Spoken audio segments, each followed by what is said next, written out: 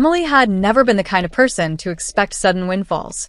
Her life was defined by predictability, the steady, unglamorous rhythm of opening the library each morning, cataloging books, and politely answering the same questions she had heard for years from the same small-town patrons. She paid her rent on time, drove an aging hatchback that coughed in the winter, and had learned to treat small indulgences, like an extra coffee on her lunch break, as luxuries. So when she stopped by the corner convenience store late one Friday night, intending only to pick up bread and a carton of milk, the decision to buy a single scratch-off lottery ticket felt like nothing more than a small, impulsive treat. It was the kind of harmless whimsy she allowed herself once or twice a year, usually without any result beyond a momentary daydream about what she would do with imaginary winnings. The ticket sat on her kitchen counter overnight, ignored and forgotten until the next morning. Saturday sunlight was streaming through the thin curtains as Emily shuffled into the kitchen in her worn sweatshirt and socks, her hair pulled up in a lazy bun. The coffee maker gurgled in the background, filling the air with the smell of fresh brew, as she idly reached for a coin and began scratching away the silvery foil from the card. She had done it 100 times before, without expectation. 3 matching numbers would mean a small prize. Anything else meant nothing. But this time, her hand froze halfway through the second row. She blinked, leaned closer, and read the numbers again. Then again. The same bright, impossible truth stared back at her no matter how many times she checked. The symbols lined up perfectly, and beside them was the unmistakable figure, $420,000. The first thing she felt wasn't joy. It was disbelief, so sharp it almost hurt. Emily had always assumed that kind of luck was reserved for other people, strangers in news stories or friends of friends you'd hear about at dinner parties. Never someone like her. Her pulse raced, and she had to set the ticket down on the counter just to steady her shaking hands. For several long minutes she sat on the cool tile floor, ticket in one hand, coffee cup in the other, trying to process the enormity of what she was seeing.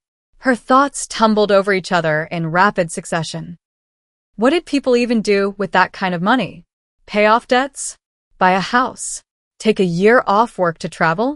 All those fantasies she had always dismissed as idle thoughts now suddenly hovered within reach. And yet, under the fragile layer of astonishment, something in her, something instinctive, whispered that she shouldn't tell anyone just yet. She decided to keep it to herself, at least until she had a plan. But secrets in her family had a way of slipping out like water through cupped hands. The trouble began sooner than she imagined. The very next day, she drove to her parents' house for the usual Sunday lunch. It was a ritual she didn't particularly enjoy, but skipping it caused more trouble than it was worth. Her parents' home was warm and neat, the air scented faintly with her mother's roast chicken, and for a moment she thought it might be an ordinary visit. That thought evaporated when she walked into the dining room and found Chloe, her older sister, already seated at the table. Chloe's presence was unusual enough to raise suspicion. She rarely attended these lunches unless there was a significant reason. Emily sat down, trying not to let her curiosity show, but before the meal had even begun, her father leaned forward with a look that hovered between amusement and something sharper. "So," he said casually, "I hear you've had a bit of good fortune lately." The fork paused halfway to Emily's mouth. "What do you mean?" she asked, keeping her voice neutral. Chloe was less subtle. "Oh, come on. Mark told me. You hit it big, didn't you? Some kind of win. Not just a couple hundred. We're talking serious money." Emily felt the first cold twist of unease in her stomach. Mark, her cousin, must have seen her at the convenience store on Friday. She remembered waving at him but hadn't realized he could have noticed the scratch-off or her reaction to it. Apparently he had. Her mother smiled, the expression warm on the surface, but threaded with something calculating. "Well, darling, I think this could be an opportunity for the whole family. We've always believed in pooling our resources, helping each other, making sure no one is left behind." It was an innocuous enough statement if you didn't know her family's history, but Emily did. She knew exactly what it meant. They already had plans for her money. She deflected the conversation as best she could, But the atmosphere at the table had shifted. It was subtle, a different tilt in their smiles, a faintly patronizing edge in their voices. But once she noticed it, she couldn't unsee it. By Monday morning, the first messages arrived. Chloe texted, "I've been thinking, maybe you could help me with a down payment on a new house. Just a temporary loan until I sell mine. It'd be such a help." Mark messaged, "My car's basically done for. If you could lend me $15K, I'll pay you back by the end of the year. Promise."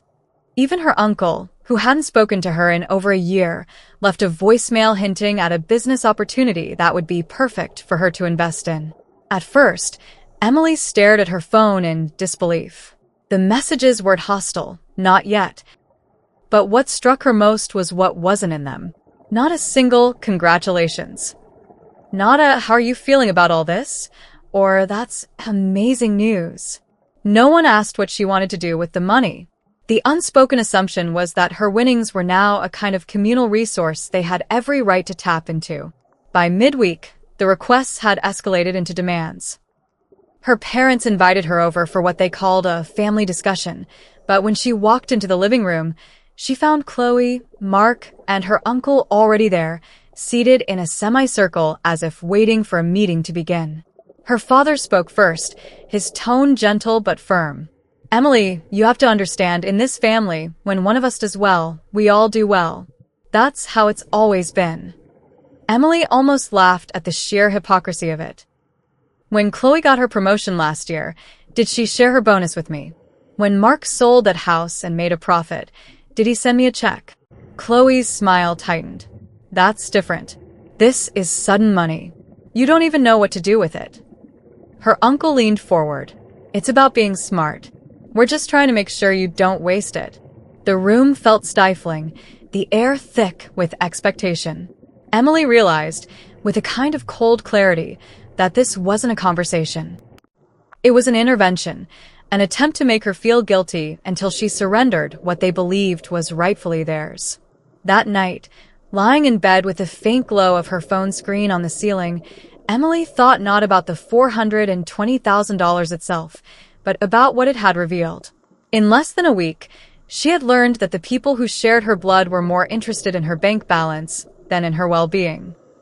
She saw now that the polite family gatherings, the occasional check-in calls, the holiday cards, all of it had been thinner than she'd wanted to believe. The money hadn't changed her. It had simply stripped away the mask from everyone else. And that's when the idea began to form.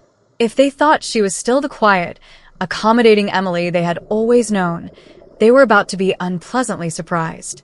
She wouldn't yell, and she wouldn't refuse outright. That would only make them more aggressive. No, she would play along just enough to let them think they were winning, all while carefully setting the stage for something entirely different. Before I tell you exactly how Emily turns the tables, if you're drawn to stories where greed is exposed, where the underestimated outsmart the overconfident, and where justice is served without a single scream, make sure you subscribe. This is about to take a turn that none of them, and maybe none of you, will see coming. Emily began the next day by responding to Chloe's message with a polite, "Of course, I'd love to talk about it. Let's meet for coffee." She asked Mark for more details on his car troubles, even expressing concern about his safety. She told her uncle she was open to hearing about the business venture if he could prepare some paperwork. On the surface, she was cooperative, reasonable, even generous. Underneath, every word she spoke was another thread in a web they wouldn't notice until it tightened around them. By the following week, Emily realized her initial fears had been correct. The $420,000 wasn't just a number on a check. It had become a magnet, pulling every self-serving intention in her family directly toward her. The requests she had first interpreted as opportunistic asks had transformed into something heavier, edged with entitlement and subtle manipulation. The change was gradual, but unmistakable. Chloe was the most persistent. She sent messages daily, each one carefully worded to sound reasonable while still applying pressure. One morning, Emily woke to a text that read, "I've already spoken to the realtor. The down payment would be $90,000, and I'll just need it for a few months before my current house sells." It's not really a big ask when you think about the amount you won. Chloe didn't even bother with pleasantries anymore. The message was a financial instruction disguised as a favor. Mark was less polished. His texts carried the urgency of someone who had already decided he was entitled to the money. Look, if you help me now, I'll get you in on a car deal I'm working. Easy profit. But I need the cash up front. Don't overthink it. It's family. He even began dropping by her apartment unannounced, as if his physical presence would corner her into agreeing. Her uncle's approach was different. Quieter, more insidious. He sent her long, meandering emails about his business concept, which, when boiled down, amounted to opening a poorly thought-out cafe in a part of town where 3 similar businesses had already failed. Every email ended with the same line, "With your capital, we could make it happen this year." Emily responded to all of them with the same tone, polite, interested, and non-committal. She wasn't lying when she said she was thinking it over, but her thoughts were far from what they believed. What hurt most wasn't the requests themselves, but the absence of anything else. No one asked how she planned to use the money for herself. No one suggested celebrating her win, or even offered to take her out for dinner. Her family's attention had narrowed into a single laser focus, how to extract as much as possible from her before the money burned a hole in her pocket. By mid-February, the pressure escalated. Emily received a call from her mother that began with small talk about the weather and ended with a declaration that made Emily sit in stunned silence. "We've been thinking, your father and I, that it might be easiest if you just moved the funds into a joint account. That way, we can manage it as a family and make sure it's used wisely." Emily's fingers tightened around her phone. "A joint account," she repeated, her voice measured. Her mother's tone was patient, almost indulgent. "Sweetheart, you're young. You don't have experience managing this kind of money. It's only logical that we take care of it for you, at least until you're ready." Emily let the silence stretch, long enough for her mother to clear her throat on the other end. "I'll think about it," Emily finally said and hung up. She didn't cry afterward. She didn't yell. She simply sat in her kitchen, staring at the refrigerator, and felt the last illusions she'd been holding on to dissolve completely. There was no misunderstanding here, no chance this was all well-intentioned but poorly worded advice. They didn't trust her to manage the money because they didn't believe it was hers to manage. That night, Emily began putting her plan into motion. She called her bank first thing the next morning, arranging for the lottery winnings to be transferred into a trust under her name, one with specific terms that would only allow disbursements to people she designated in writing. She already knew who would be on that list. 2 friends who had supported her without asking for anything, and a neighbor who had helped her fix her car more than once without charging a cent. There would be no family members on it. The legal advisor she met with was discreet and efficient, walking her through the paperwork while Emily kept her tone neutral, as though this was nothing more than routine financial planning. But inside, she felt something shift, a quiet, controlled determination that replaced the shaky uncertainty she had felt in those first few days after her win. Meanwhile, she kept feeding her family just enough false hope to keep them distracted. She told Chloe she was researching loan terms and might have an answer soon. She told Mark she was looking into car dealerships and might go with him to see some options.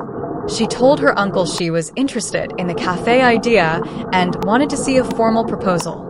Each statement was vague enough to be true, but pointed enough to keep them believing she was on the verge of agreeing. And then came the moment that made her realize just how far they were willing to push. It was a Friday evening when Chloe invited Emily over for what she called a casual sister night. Emily arrived to find not just Chloe, but her parents, Mark, and her uncle all sitting in the living room. A bottle of wine was open, glasses poured, and the atmosphere was thick with that brittle politeness that always came before someone in the family tried to stage an intervention. Chloe started. "We've been talking, and we all think it's time to make some decisions. You've had the money for weeks now, and we can't keep waiting forever. If you just sign off on these agreements," she reached for a small stack of papers on the coffee table, "we can start putting it to good use right away." Emily didn't touch the papers. What kind of agreements? Mark leaned forward, his voice sharp. You'll loan me $20,000, Chloe gets $90,000, and Uncle Dave gets the cafe investment. Simple. We even left you a big chunk to do whatever you want with. Her father spoke then, as if to smooth things over. It's fair, Emily. We've all agreed on it. This way, everyone benefits and no one feels left out. Emily felt something almost like amusement flicker in her chest. The sheer audacity was breathtaking. And if I say no, she asked softly. The silence that followed told her everything she needed to know. She smiled, not a big smile, but the kind that made people uneasy when they didn't know what it meant. I'll think about it, she said again and stood up to leave. As she walked to her car, she knew they believed they had cornered her. They thought she was stalling out of indecision, that she just needed a little more pressure to tip her over the edge. They had no idea she had already moved every cent into a place they could never touch, no matter how many papers they shoved in front of her. If you've been watching this story unfold and you're drawn to tales where greed gets met with cunning, make sure you subscribe, because Emily's next move will not only turn the tables, it will make the people who underestimated her wish they had never asked for a single dime. 2 weeks after her quiet meeting with the lawyer, Emily decided the time had come to bring the curtain down on the little play her family had been staging. She had been patient, allowing them to believe that she was still mulling over their proposals, nodding and smiling at carefully chosen moments to keep them convinced that she was on the verge of agreeing. She had answered their texts promptly, but without commitment, dropped casual remarks that suggested she was leaning toward helping, and even let Chloe take her to a couple of open houses under the pretense of getting a feel for the market. Every step had been calculated to feed the illusion that they were wearing her down. When she finally sent the group message, she kept it brief and deliberately vague. Let's have lunch at my place on Sunday. I've made a decision about the money, and I want to talk about it together. The reaction was immediate. Chloe replied within 2 minutes with finally, I'll bring dessert. The exclamation mark was almost a little too telling. The kind of enthusiasm that belonged less to a sister happy to see her sibling and more to someone excited about signing a contract. Mark sent a single thumbs-up emoji, but followed it a few minutes later with, This is going to be good, I can feel it. Her uncle's reply was just 3 words, looking forward to it, but it came accompanied by a line of $ sign emojis, which made Emily shake her head. Her parents didn't text. They called that same evening, their voices soft with the kind of false warmth she had grown up learning to decode. They offered to come early to help her set the table, or bring anything she needed, but Emily politely declined. Sunday morning arrived crisp and bright. Emily took her time preparing her apartment, making it welcoming but not extravagant. She didn't want anything about the setting to feel like a celebration. The air needed to be calm, almost ordinary, so the contrast between what they expected and what she was about to deliver would be as sharp as possible. She roasted a chicken, prepared seasonal vegetables, and baked a loaf of bread earlier in the week to reheat in the oven. The table was set with plain white dishes, a simple vase of flowers in the center, and a carafe of water alongside a bottle of inexpensive wine. They began to arrive right on time. Chloe was first, stepping through the door in a fitted cream dress that seemed more suited to a lunch at an upscale restaurant than her sister's modest dining table. She kissed Emily on the cheek with a smile that didn't quite reach her eyes and immediately began setting her dessert, a glossy chocolate tart, in the center of the table, like a trophy to be admired. Mark arrived next, wearing a blazer over his usual jeans, his hair combed with unusual precision. His grin was wide, but his eyes flickered quickly to the sideboard, as though he expected to see stacks of papers or envelopes waiting for him. Her uncle came with a briefcase in one hand and a small bottle of wine in the other, making a show of presenting the wine as though it were a gift of great value, though Emily recognized the label from the budget shelf at the local store. Her parents entered last, their expressions relaxed, almost smug, as if they were walking into a meeting where the outcome had already been decided. Lunch was pleasant on the surface. They chatted about the weather, about Chloe's work, about a neighbor's new puppy. Everyone ate heartily, though Emily could sense the undercurrent, the way they all seemed to be waiting for her to get to the point. There was a restless eagerness in the air, a subtle lean forward in every chair whenever she opened her mouth.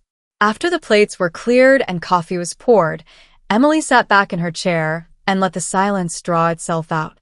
She wanted them to feel the anticipation fully, to be convinced that they were just seconds away from getting exactly what they wanted. So, she began, her tone measured but warm. I've been giving a lot of thought to what each of you has said. About the down payment for the house, the car, the cafe idea, the joint account, all of it. I've listened to your arguments and your advice, and you're right about one thing. This money is an opportunity. She saw Chloe straighten in her chair, her eyes brightening like a gambler who's just drawn the card they needed. Exactly, Chloe said quickly, leaning forward as if to guide the conversation toward the paperwork she had brought in her bag. And the sooner we... Emily held up a hand, the faintest smile touching her lips. But here's what I realized. Opportunities aren't just about taking what's in front of you. Sometimes they're about protecting what's worth protecting. So, I've made my decision. I've moved the entire $420,000 into a trust. Mark frowned immediately. A trust? What does that even mean in this case? It means, Emily replied evenly, that the money can only be accessed by the people I've named in the trust documents. And those people are individuals who have been there for me without expecting anything in return. People who have shown me genuine kindness and care when I had nothing to offer back. The room fell silent in that heavy, charged way that happens when everyone knows the answer but still wants to hear it confirmed. Chloe's voice was sharp. And who exactly made that list? Emily took a slow sip of her coffee, then set the cup down with deliberate care. Mrs. Lawson, my neighbor, who fixed my car in the dead of winter without asking for payment. Anna, my closest friend from the library, who stayed with me all night when I was sick and had no one else. And Mr. Hughes, the retired teacher who volunteers at the library and taught me budgeting years ago, long before I ever had this money. Mark's eyebrows shot up. So, no family? Not a single one of us. Emily's expression didn't change. No family. Her mother's face flushed. Emily, that's absurd. We are your blood. You owe. Emily cut her off gently, but firmly. I don't owe anyone for being related to me. And I certainly don't owe people who have treated me like a walking bank account from the moment they found out I won. Her father tried a different tack, his voice calm, almost coaxing. We only wanted to help you make the right choices. We have more experience with large sums than you do. Emily met his gaze, unflinching. If that were true, you wouldn't have started by dividing the money up between yourselves before I even had a chance to speak. Her uncle cleared his throat, leaning forward slightly, his tone taking on a warning edge. You'll regret this, Emily. People will remember how selfish and ungrateful you've been. And when you need help, Emily's smile this time was small but unmistakably real. If protecting myself from being drained by people who feel entitled to my life makes me selfish, I can live with that. The silence that followed was absolute. No one reached for their coffee, no one spoke, and no one seemed entirely sure how to leave the table without admitting defeat. They knew, they could hear it in her voice, that the trust was already in place, legally airtight and untouchable. Chloe's face had lost its brightness, her mouth pressed into a thin line. You think you've outsmarted us, Emily. But life has a way of turning tables. Emily rose from her seat, gathering the empty cups. I've learned that tables only turn if you leave them unattended. No one offered to help her clear the dishes. One by one, they stood and left, each with a clipped goodbye that hung in the air like unfinished sentences. The closing of her apartment door after the last of them felt like a physical release, the sound of a rope snapping under its own tension. Later that night, Emily sat in her living room with a glass of wine, the quiet settling around her like a long-delayed exhale.